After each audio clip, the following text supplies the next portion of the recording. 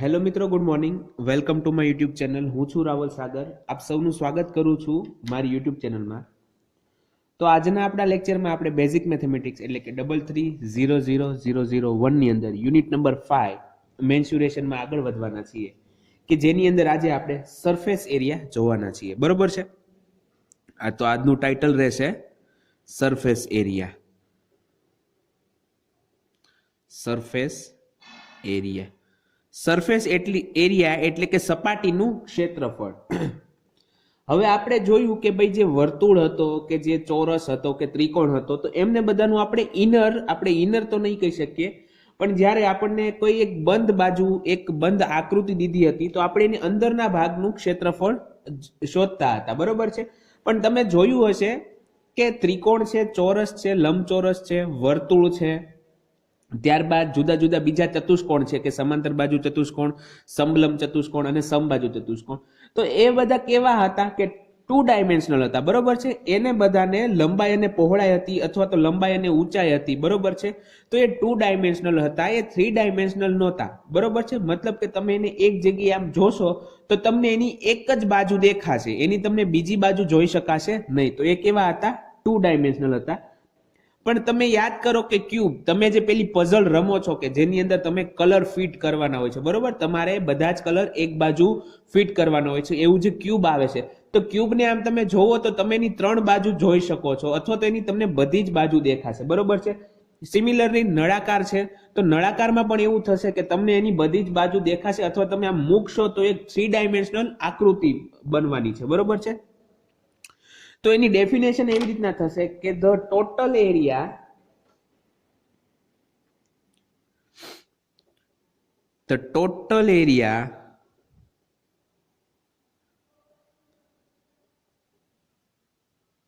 of the surface, the total area of the surface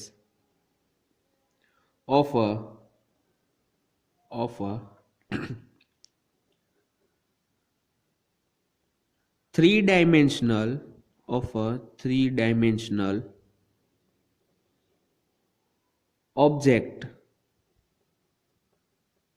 object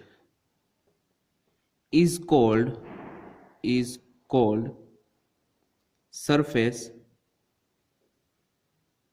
surface area. બરોબર છે? તો શું કીધું? કે the total area of the surface of a 3-dimensional object is called surface area. હવે આપણે નીચે એક કોષ્ટક બનાવીએ છીએ કે જેની અંદર જુદા જુદા જે સોલિડ ઓબ્જેક્ટ છે, બરોબર, ઘન નક્કર પદાર્થો છે, એના સરફેસ એરિયા આપણે કઈ રીતના મેળવી શકીએ, તો એનો એક આપણે કોષ્ટક બનાવશું. અને આની આપણે સીધી એપ્લિકેશન, મતલબ કે એના સીધા જ આપણે એક્ઝામ્પલ જોવાના છે ત્યારબાદ. બરોબર છે? સરફેસ એરિયા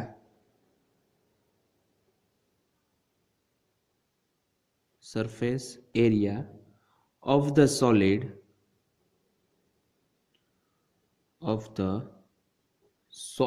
objects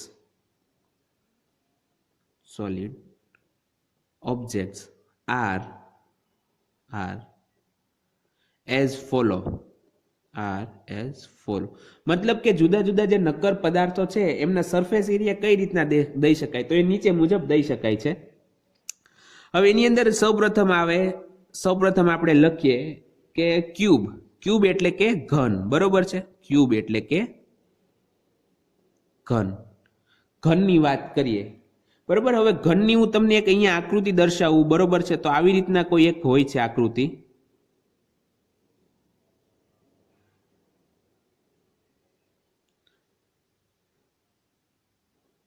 જો અહીંયા મેં એક આકૃતિ દર્શાવી છે ઘનની. બરોબર છે? આ એક શું બની ગયો? તમારો ઘન બની ગયો છે. હવે ધારો કે એની બાજુની લંબાઈ L હોય, એની બધી જ બાજુની લંબાઈ કેટલી છે? L છે. ઓકે? મતલબ કે એની લંબાઈ પણ L છે, એની પહોળાઈ પણ L છે, અને એની ઊંચાઈ પણ L છે. તો then surface area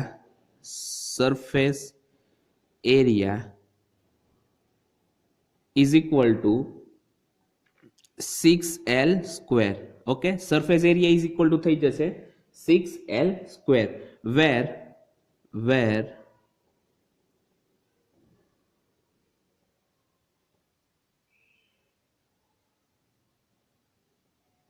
L is length of cube, બરોબર છે. Where L is length of cube, બરોબર છે. અહીંયા આપણે ક્યુબની વાત કરી લીધી એટલે કે ઘનની.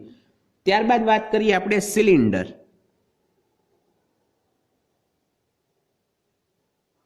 સિલિન્ડર સિલિન્ડર એટલે કે નળાકાર, બરોબર છે. તમે કોઈ પાઇપ લઈ લ્યો, કોઈ પણ એક તમે પાઇપ જોવો તો એનો આકાર કેવો કહેવાય? એને નળાકાર. તમારે ઘરે કોઈ પણ જો આપણે કહેવાય કે અલગ અલગ ભૂંગળા હોય છે, બરોબર છે, તો એને એ આકાર કેવો હોય છે? નળાકાર આકાર હોય છે. તો હવે એના માટે વાત કરીએ કે curved surface area, curved surface area is equal two 2πr/h. Okay, તમે આ પેલા સૂત્ર યાદ રાખો કે કર્વડ સરફેસ એરિયાનું કેટલું થઈ જાય છે? 2πr/h. અને ત્યારબાદ ટોટલ સરફેસ એરિયા કેટલું થઈ જાય છે?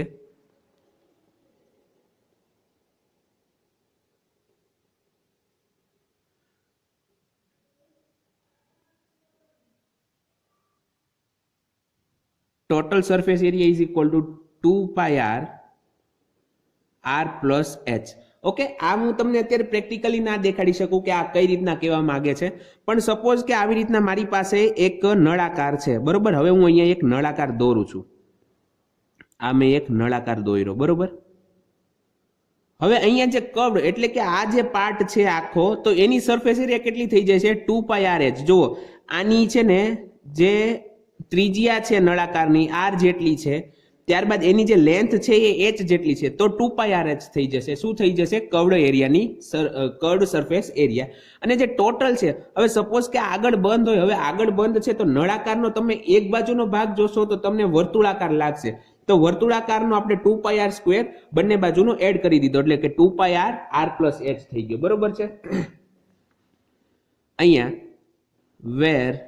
વેર r is equal to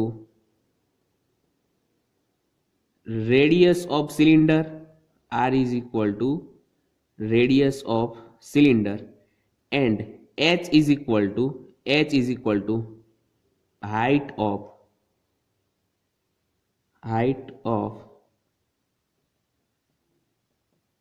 cylinder, બરોબર છે. તો આ બે વસ્તુ પતી ગઈ છે. તો હવે આપણે આને રિલેટેડ જે એક બે એક્ઝામ્પલ છે તો પહેલા એ જોઈ લઈએ, ત્યારબાદ આપણે ગોલક અને કોન એટલે કે શંકુ એનો કઈ રીતના આપણે એક્ઝામ્પલની ગણવાના છે એ જોઈ લેશું, બરોબર છે. તો એ આપણે નેક્સ્ટ લેક્ચરની અંદર રાખીએ. તો એક્ઝામ્પલ જોઈએ. એક્ઝામ્પલ 1 એમાં શું કીધું છે? Find the surface area, find the surface area of a cube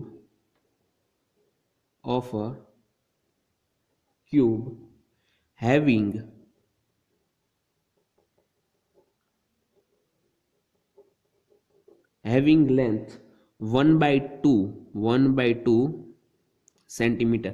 શું કીધું છે કે find the surface area of a cube having length 1/2 centimetre. જો 1/2 અથવા તો 0.5 સેન્ટીમીટર, બરોબર, બંને વસ્તુ સેમ છે. હવે ક્યુબની અંદર એવું થઈ શકે છે કે અમુક વાર એની લંબાઈ, પહોળાઈ અને ઊંચાઈ અલગ અલગ હોઈ શકે છે, બરોબર છે. તો આપણે એક્ઝામ્પલ એ રીતના ગણવામાં આવે છે.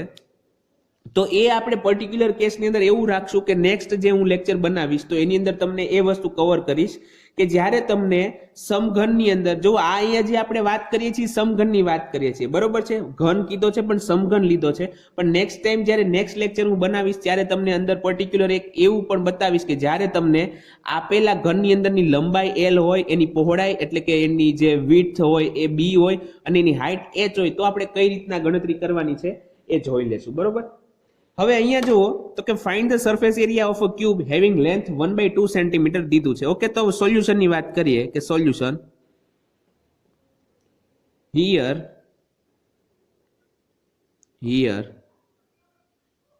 ક્યુબ હેઝ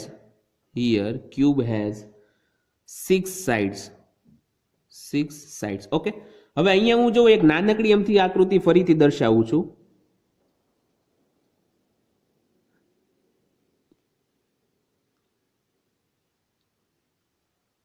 હવે આ એક મેં આકૃતિ દોરી છે, બરોબર. હવે આની અંદર શું કીધું છે કે જો લેન્થ આપણને દીધી છે, એક જ દીધી છે, એટલે બધાની લેન્થ કેટલી છે, બધી જ બાજુઓની લંબાઈ કેટલી છે. જુઓ, આ એક બાજુ, આ બીજી બાજુ, ત્રીજી બાજુ, ચોથી, પછી 5, 6, 7, 8, ટોટલ 12 બાજુ થાય. બધાની લંબાઈ કેટલી થઈ ગઈ છે આપણે? 1/2 સેન્ટીમીટર. હવે તમે ધ્યાનથી જુઓ તો અહીંયા છે ને આપણી પાસે 6 સાઈડ બને છે, 6 બાજુ બને છે, અથવા તો જે સમઘન છે એની 6 બાજુ બને છે, બરોબર. એક આ પહેલો ભાગ બને છે. સિમિલરલી જે આ ભાગ આગળ તમને દેખાય છે એવો ને એવો ભાગ એની એક્ઝેક્ટલી પાછળ બનવાનો છે, એટલે ત્યાં બીજો ભાગ. હવે જે ભાગ ડાબી બાજુ હશે એવો ને એવો જમણી બાજુ હશે, એટલે 4 ભાગ, અને જેવો ભાગ ઉપર છે એવો ને એવો ભાગ આપણને નીચે બનવાનો છે, એટલે 6 સાઈડ થઈ ગઈ છે, બરોબર છે. તો અહીંયા આપણે therefore અથવા તો આપણે સીધું સૂત્ર લખ્યું છે કે સરફેસ એરિયા ઓફ ક્યુબ કઈ રીતના મળે, તો કે 6L². 6L², તો આપણને L બરાબર દઈ દીધેલું છે. સરફેસ એરિયા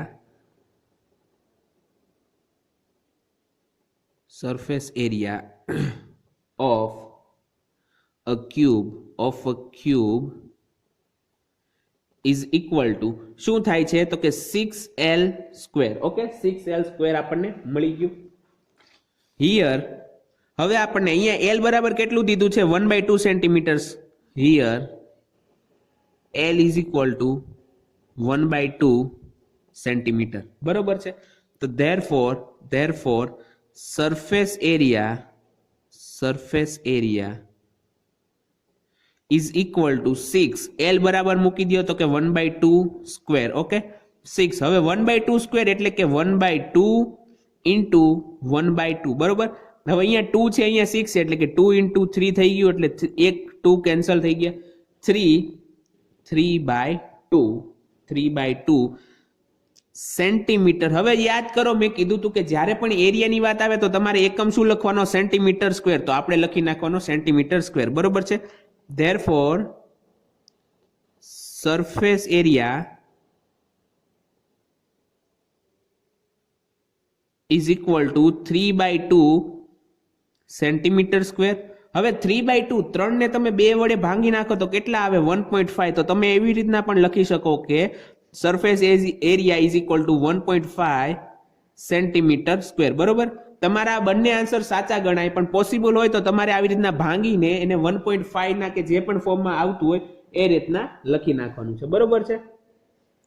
હવે અહીંયા આપણે શું કર્યું કે અહીંયા આપણને કીધું હતું કે આપેલા જે ક્યુબ છે એની લેન્થ આપણને દીધી છે, અને આપણે શું કર્યું કે સરફેસ એરિયા ફાઇન્ડ કર્યો છે. હવે આપણે બીજો એક્ઝામ્પલ એવો જોવાનો છે કે જેની અંદર આપણને સરફેસ એરિયા દીધો છે, તો એના પરથી ક્યુબના જે બાજુની લંબાઈ છે એ ગોતવાની છે, બરોબર છે. Example number 2. તો એક્ઝામ્પલ નંબર 2 શું છે કે a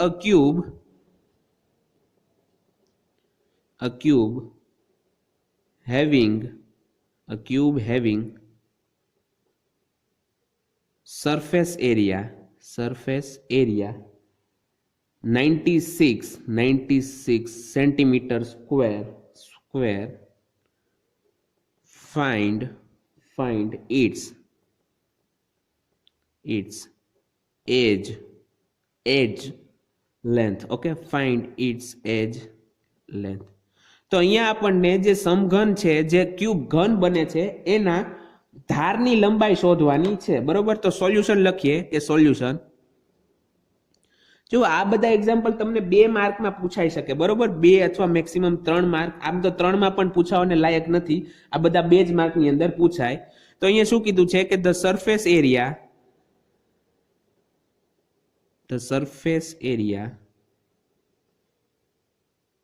of cube is given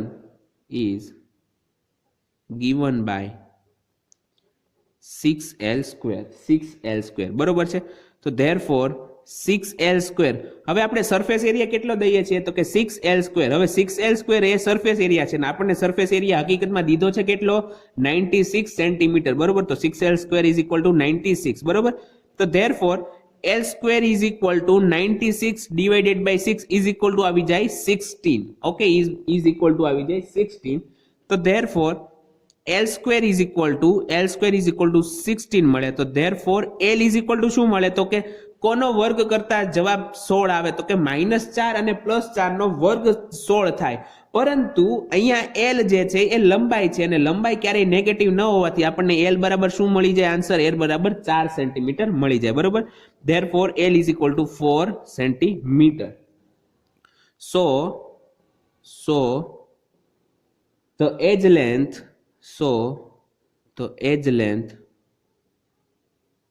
of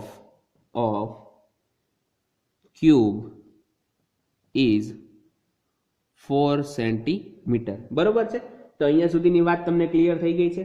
હવે આપણે આ જે વાત કરી ક્યુબને રિલેટેડ એક્ઝામ્પલની, હવે આપણે એક સિલિન્ડરને રિલેટેડ એક્ઝામ્પલ જોઈ લઈએ. બરોબર છે. તો એક્ઝામ્પલ નંબર 3. એક્ઝામ્પલ નંબર 3 શું છે કે અ cylinder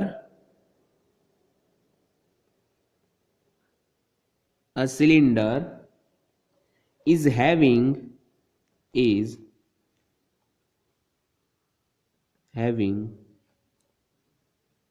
radius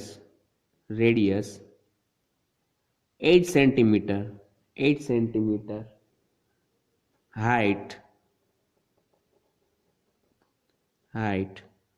12 centimeter. Calculate the total surface area. Calculate the total surface area. બરોબર છે. તો અહીંયા આપણને શું કીધું છે કે ટોટલ સરફેસ એરિયા આપણને ફાઇન્ડ કીધું છે. જો કર્વ વળાંક વાળો જે છે વળી ગયેલો છે એવો નહીં. તો એના માટે મેં તમને કીધું એમ કે આપણે જે બે સૂત્ર લખ્યા, બે ફોર્મ્યુલા લખ્યા. એકની અંદર હતું કે કર્વડ સરફેસ એરિયાનું ક્ષેત્રફળ, ઓકે, કર્વડ સરફેસ એરિયા, અને ત્યારબાદ બીજું હતું ટોટલ સરફેસ એરિયા. તો અહીંયા આપણે હવે ટોટલ એરિયાને કઈ રીતના ફાઇન્ડ કરવાના છે એ જોઈ લેવાનું છે. તો solution the total surface area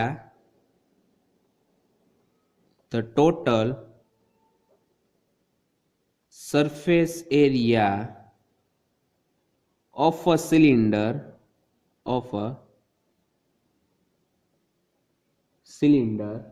is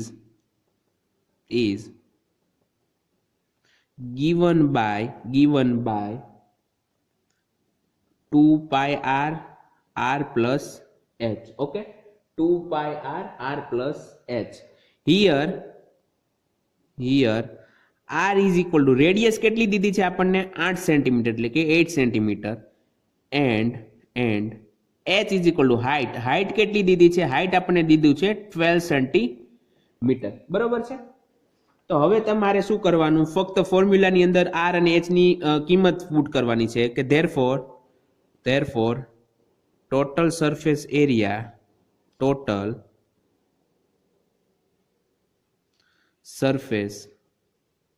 area is equal to 2 pi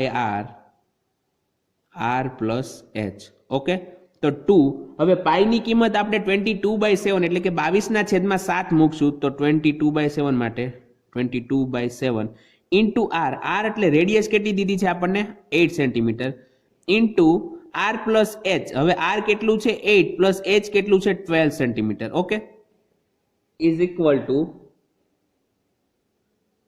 2 into 22 into 8 into 12 ને 8 20 એટલે કે 20 ડિવાઇડેડ બાય 7. બરોબર છે.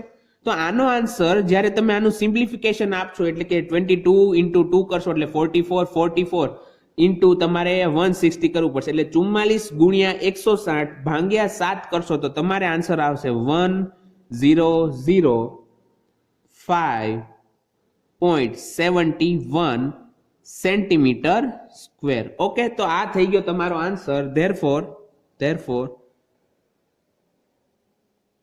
the surface area of a cylinder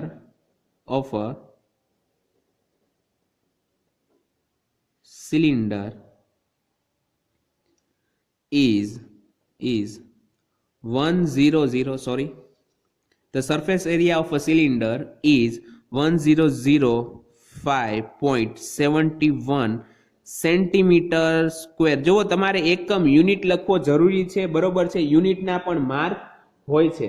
તો અહીંયા આપણે જોયું કે ક્યુબ એટલે કે ઘન અને સિલિન્ડર એટલે કે નળાકારનું ક્ષેત્રફળ આપણે કઈ રીતના ફાઇન્ડ કરવાનું છે, બરોબર, એ જોઈ લીધું છે. તો અહીંયા સુધીનો આજનો આપણો લેક્ચર રાખીએ છીએ. હવે નેક્સ્ટ ટાઈમ આપણે ગોલક, અર્ધગોલક તેમજ જે શંકુ છે એને રિલેટેડ એના સરફેસ એરિયા કઈ રીતના ફાઇન્ડ કરવાના છે એના ફોર્મ્યુલા તેમજ એના એક્ઝામ્પલ જોશું. એની પહેલા આપણે આને રિલેટેડ હજી એકાદી એક્ઝામ્પલ હું તમને નેક્સ્ટ ટાઈમ ગણાવી દઈશ, એટલે તમને આઈડિયા વધારે આવી જાય કે આપણે કઈ રીતના વર્ક કરવાનું છે, બરોબર. તો આઈ હોપ કે તમને આજના લેક્ચરમાં મજા આવી હશે તેમજ સમજાણું હશે. તો આજનો આપણો લેક્ચર અહીંયા સુધી રાખીએ છીએ. હવે મળશું નેક્સ્ટ ટાઈમ. ત્યાં સુધી ગુડ બાય. ઘરે રહો, સુરક્ષિત રહો.